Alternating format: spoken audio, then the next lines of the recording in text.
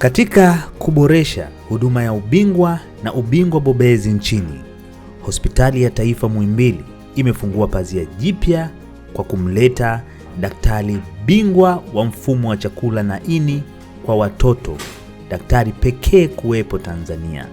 Hii yote ni katika kutekeleza na kuboresha sekta ya afya, ambapo serikali imeweka miundombinu ya kutosha, teknolojia ya kutosha na kupeleka wataalamu kwenda kubobea katika tiba mbalimbali. Dr. Living Mumburi, bingwa wa mfumo wa chakula na ini kwa watoto wa kwanza na pekee kuwepo Tanzania, anatuambia ni namna gani aliweza kwenda na kubobea katika matibabu haya.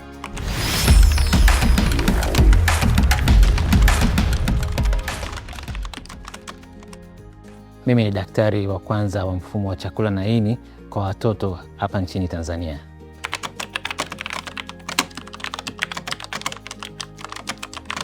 Kwa kweli I feel honored na nasikia furaha, lakini najua kwamba nina majukumu makubwa mbele yangu, kwamba nategemewa na watu wengi na taasisi na nchi. Kwa hiyo nina jukumu pia la kuweza pass knowledge ambayo nimeisoma kwa wenzangu, na pia kuweza kuwashawishi au kuwachachu kwa wenzangu kuweza pia kwenda kufanya mafunzo kama haya. Kwa hiyo ninaona nina jukumu kubwa ambalo ninahitaji kulifanyia kazi, na ninatamani kuona kwamba Tanzania tunakuwa na Center of Excellence ya Pediatric Gastroenterology Tanzania.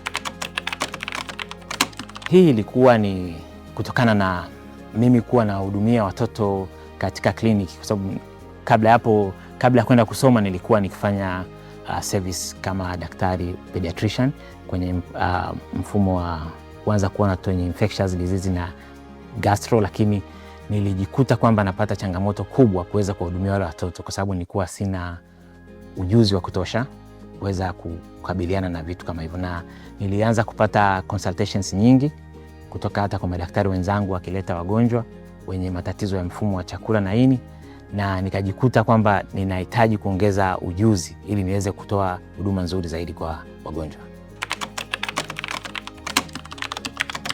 Nipende tu kusema kwamba sasa baada ya kurejea tunategemea kuweza kuanzisha au kuboresha huduma ambayo tayari ipo ni kwa watoto, na kuanzisha kliniki mbalimbali za ini, lakini vile vile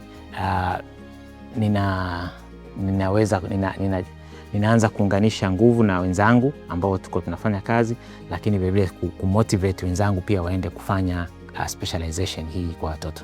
Ninapenda kushukuru Hospitali ya Taifa Muhimbili kwa kunipa nafasi na kunisapoti kwa kipindi chote ambacho nimekuwa niko masomoni na hadi nimerejea. Kwa kweli nimefarijika sana.